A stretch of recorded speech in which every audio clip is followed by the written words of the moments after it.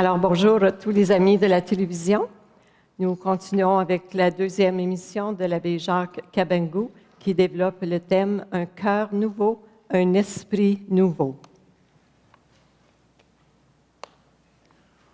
Un cœur nouveau, un esprit nouveau est tiré du 36e chapitre d'Ézéchiel. Et en fait, Ézéchiel, s'il faut bien le comprendre, c'est un homme de Dieu, comme je l'ai dit, et puis c'est celui qui a mangé la parole de Dieu. Ce qui va sortir de sa bouche vient de Dieu, parce qu'il porte la parole de Dieu en lui. Et voilà qu'il nous rappelle que Dieu veut nous purifier, il veut purifier son peuple, il veut nous purifier. Quand nous nous sentons dans le péché, il ne faut pas hésiter. Dieu peut toujours nous purifier. Il n'y a personne d'autre qui peut purifier à part Dieu. Il n'y a personne d'autre qui peut pardonner le péché de nos cœurs à part Dieu. Voilà pourquoi il dit, je te purifierai, j'ôterai de toi le cœur de pierre et je te donnerai le cœur de chair. Et cela arrive quand, par exemple, nous faisons l'expérience à la confession. Dieu ôte de nous le cœur dur et il nous donne le cœur doux, le cœur tendre, le cœur de chair. Voyez-vous, ces affirmations d'Ézéchiel dans le chapitre 36, moi je trouve qu'elles sont éclairées davantage par notre Seigneur. Vous vous rappelez dans l'évangile de Marc au chapitre 6, versets 30 à 34, quand les apôtres sont revenus de la mission, le Seigneur les a envoyés pour la première fois en mission 2 à 2. Ils sont partis annoncer la bonne nouvelle. Au retour, le Seigneur les accueille. Alors, nous sommes à ces chapitres-là. Alors, qu'est-ce qu'il fait? Il dit, les apôtres commencent à lui raconter leurs merveilles, ce qu'ils ont accompli. Alors, le Seigneur les dit, venez à l'écart, asseyez-vous. Il a voulu leur donner du repos, un peu de répit, pour éviter qu'il y ait de surménage. Il faut prendre le repos, prendre le congé. Venez, nous allons partir à l'écart. C'est ainsi qu'ils montent dans une barque et ils s'éloignent. Mais curieusement, les gens les avaient vus partir. C'est ainsi que quand ils arrivent de l'autre rive, voilà qu'ils trouvent une grande foule autour de la plage qui les attendait. Alors, dit le texte, le Seigneur regarde la foule et la pitié de la foule, parce que c'était comme des brebis sans berger, dit le texte. Alors à partir de ce moment-là, il commence à les enseigner longuement, dit le texte, voyez-vous. Pour dire, le Seigneur regarde, il voit le besoin intérieur, il voit le besoin du cœur. Le Seigneur regarde, il voit l'instabilité intérieure. Le Seigneur regarde, il voit la faim intérieure, la soif intérieure. Alors, il commence à nourrir la faim intérieure, à donner à boire à la soif intérieure par sa parole. Alors, longuement, il va les entretenir, il va répondre à leurs attentes, il va essayer de répondre à leurs questions. Mais maintenant, quand on regarde notre vie, il y a des situations dans la vie où une parole humaine ne peut pas répondre ou apporter une solution. Une situation humaine ne peut pas le faire. Il y a des situations désastreuses où tu regardes, tu ne peux que pleurer ou te taire tout simplement, parce que tu te sens dans l'impossibilité de venir en aide. Tu te sens désarmé.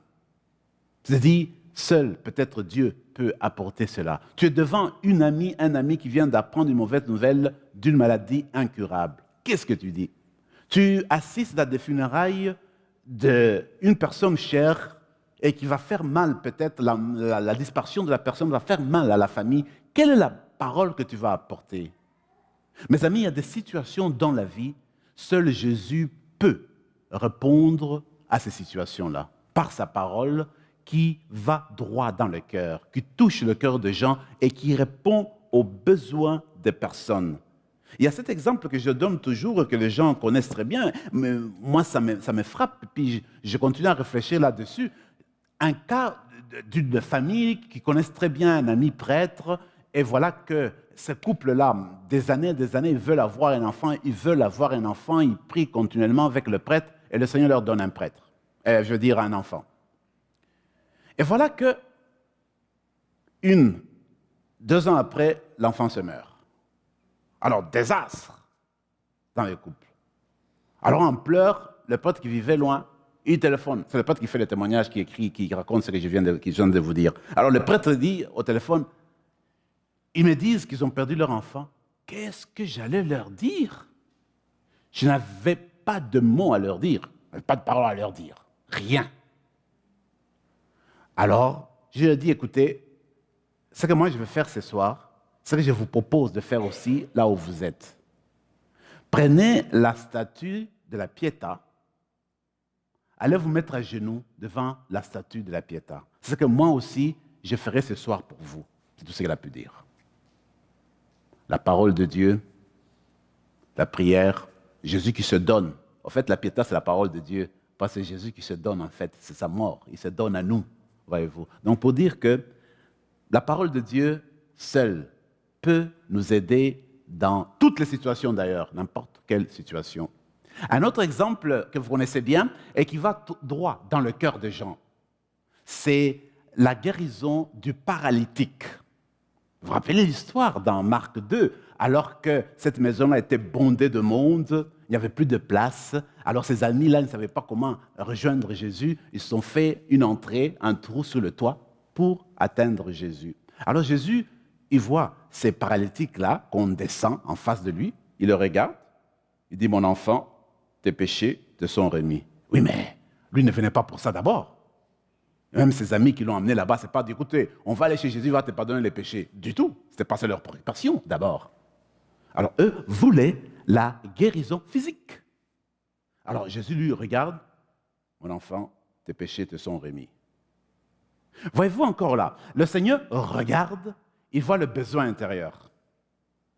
Mais cet homme-là, certainement que le Seigneur a vu l'état dans lequel il vivait, certainement que le Seigneur a perçu le besoin immédiat de l'intériorité, le besoin immédiat du cœur. Il fallait renouveler ce cœur-là, lui donner un cœur nouveau, un esprit nouveau. Il dit, tes péchés te sont pardonnés.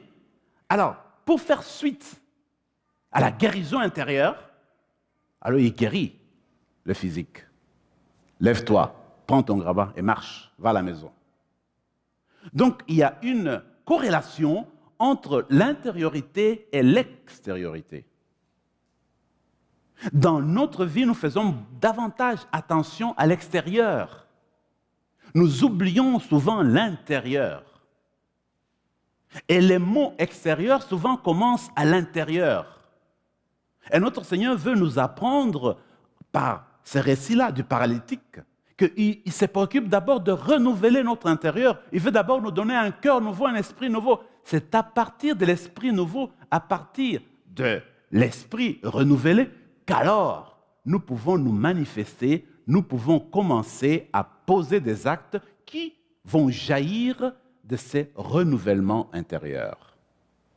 Voyez-vous, il y a Jean Vanier, mais aussi beaucoup d'autres auteurs, et puis même Henry Newman, souvent, il parle des blessures intérieures. Il dit, chaque être humain, vous, même moi, chacune de nous, nous avons été blessés dans nos vies. Plusieurs manières, à l'école primaire, à la maison, en famille. Il y a des blessures intérieures qui ne sont pas cicatrisées encore même, certaines. Et ces blessures-là ne peuvent être guéries, ne peuvent trouver la guérison que par la parole de Dieu, par le renouvellement intérieur, par la guérison intérieure. Le Seigneur Jésus qui guérit, qui renouvelle le cœur, qui nous donne un esprit nouveau pour qu'on aille de l'avant. Alors il faut tenir compte, quand on est des amis, même quand on vit en couple, il faut tenir compte de l'intériorité du cœur. Il ne faut pas seulement regarder l'extérieur. On peut blesser une personne à l'intérieur. On peut faire mal. On peut tuer une personne intérieurement. Alors cette partie-là, pour le renouvellement du cœur, c'est important qu'on en tienne compte dans nos relations de fraternité. L'être humain, ce n'est pas seulement l'extérieur, c'est aussi l'intérieur. Nous sommes corps et âme, comme vous le savez. Vous vous rappelez au Genèse 2, le Seigneur qui modéla l'être humain, dit le texte, avec de l'argile. et l'être humain ne pouvait pas bouger, il était inerte. Alors le Seigneur insuffla sur lui, dit le texte. À ce moment-là, l'être humain prend vie. Il devient un être animé, voyez-vous. Alors, l'être humain est un être animé. Il ne faut pas oublier l'esprit qui se trouve en nous. Alors, cet esprit doit se renouveler, doit se guérir continuellement. Alors, on renouvelle cet esprit-là par nos activités spirituelles, par la prière, par le contact permanent avec le Seigneur. C'est à ce moment-là qu'on essaye de guérir. Alors, voyez-vous, notre Seigneur lui-même nous parle de renouvellement spirituel parce qu'il parle de la nouvelle alliance. Comme le dira aussi Ézéchiel, Jérémie, il parle de la nouvelle alliance. La première alliance, dit-il, eh bien, cette alliance-là s'est produite au mont Sinaï.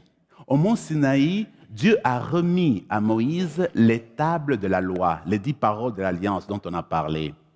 Alors, ces 10 paroles de l'alliance-là ont été gardées, mais le peuple n'a pas pu rester fidèle aux 10 paroles de l'alliance. Alors le Seigneur dit, je veux maintenant faire une nouvelle alliance.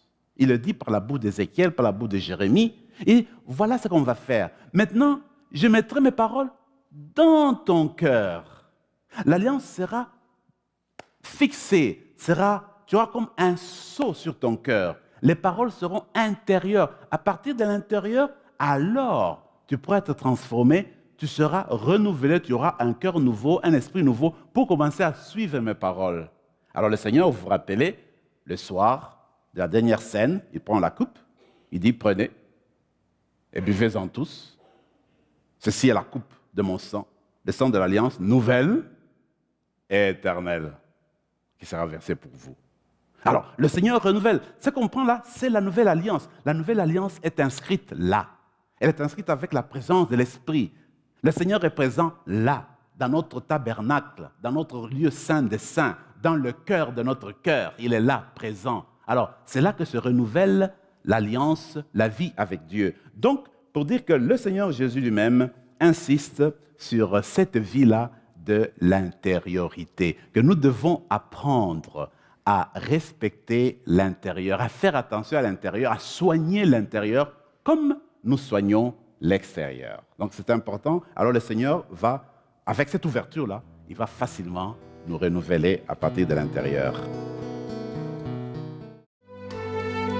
N'hésitez pas à vous procurer le dernier enseignement sur DVD de Sœur Marie-Diane Laplante. Vous, vous êtes le sel de la terre et vous, vous êtes la lumière du monde. Comment? En laissant le Christ s'incarner dans tous les éléments de notre vie.